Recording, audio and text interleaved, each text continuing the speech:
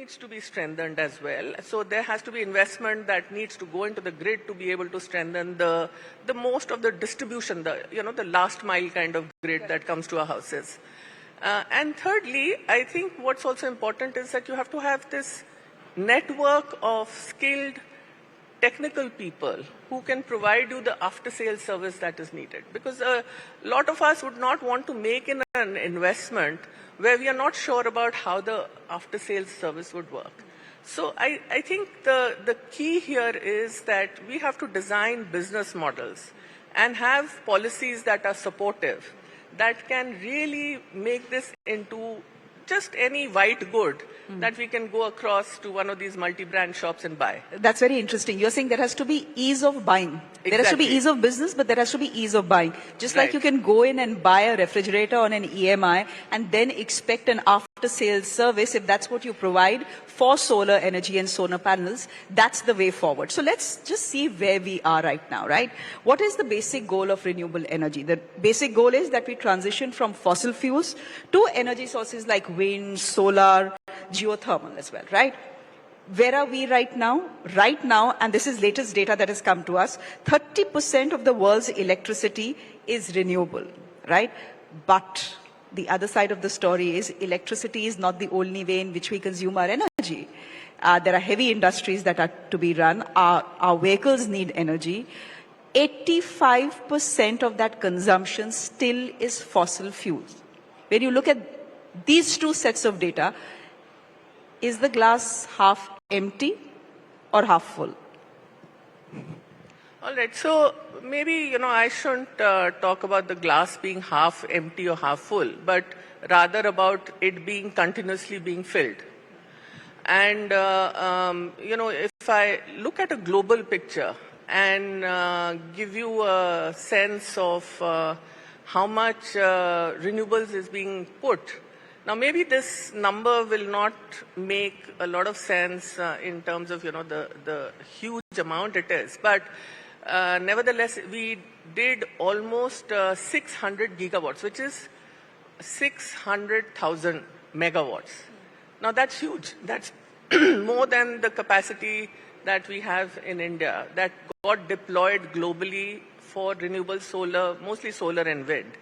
So what's happening is that globally, the amount of renewables that is getting added to address our energy needs, about 90% of that addition is coming from renewables. So you can imagine that how huge the momentum is. What a strong business case it is, because not only is 90% of any new addition that we are doing to increase our energy capacity globally, that's all coming from renewables. But interestingly, if you compare the cost of new renewable plants vis-a-vis, alternatives like fossil fuel, 80% of the cases you will find that renewables is cheaper. So which means you're looking at something where the technology is now well known. It's not now, any more very esoteric to say. It's very much mainstream. You are also looking at it being cheaper.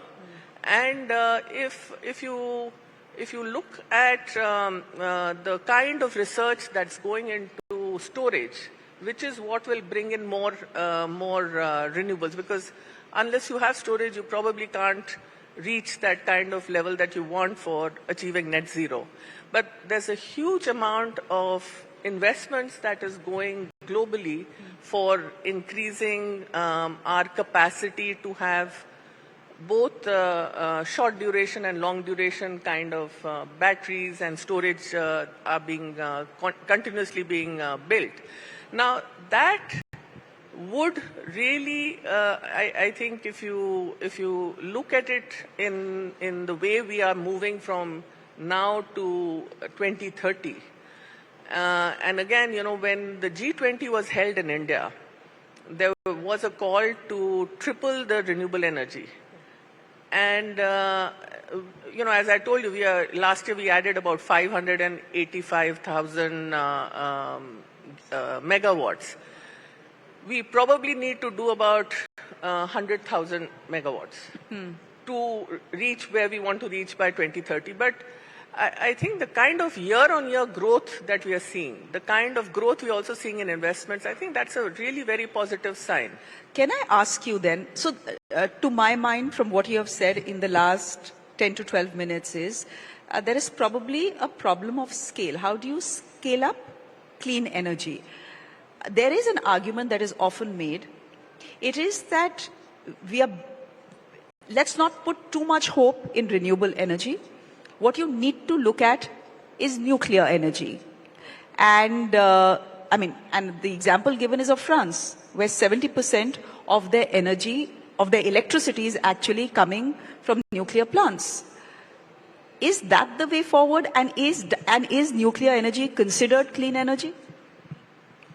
So nuclear definitely is considered clean energy, low carbon clean energy. And I think for a country like India that has, just a few years ago, we had as a country got all our households across the country connected to the grid. Now, when you do that kind of access and you provide that kind of access to a population that has growing aspirations, what that does is, why would a person who's sitting in rural India not want to also have the kind of appliances that we enjoy in urban India?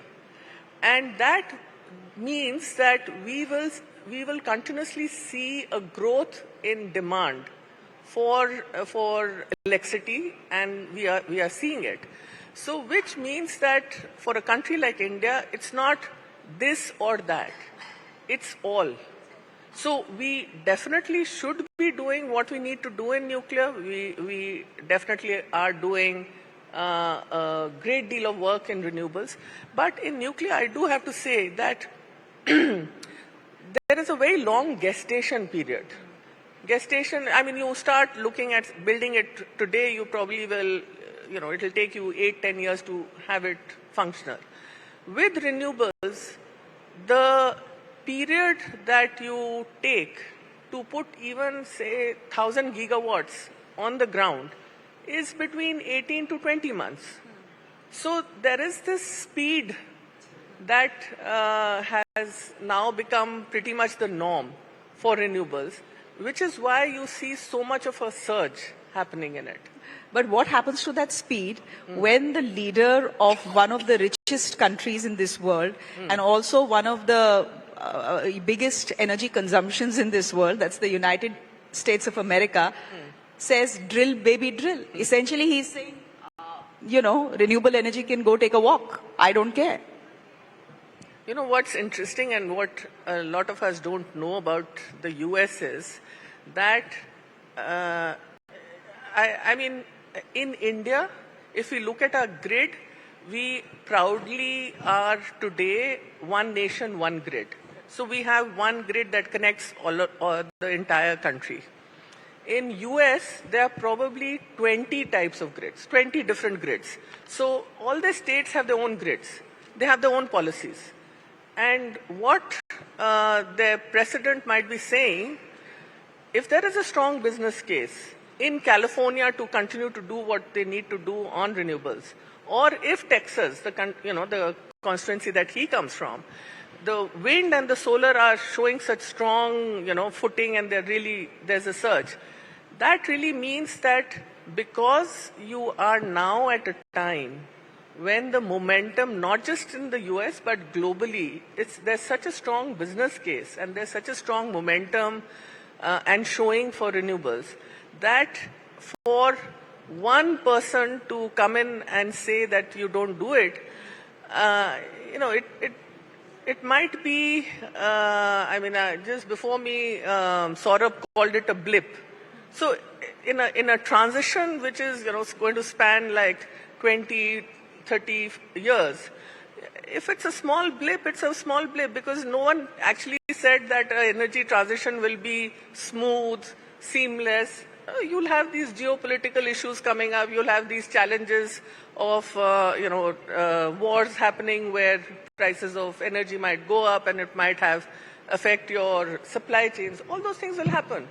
But even so, I think when you have a source of energy that is proven in terms of its ability to transform an energy system, I don't think there's, that momentum's just too strong. So,